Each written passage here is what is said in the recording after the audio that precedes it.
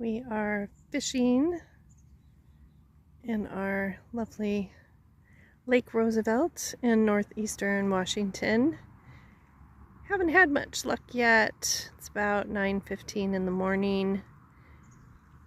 Of course, we had full intentions of getting here earlier, but you know how that goes. But I just wanted to show the beautiful view and this awesome morning we're having right at the end of July, soon to be August. It's just gorgeous out here. I like coming just to see the scenery, the beautiful lake, even if I don't catch any fish.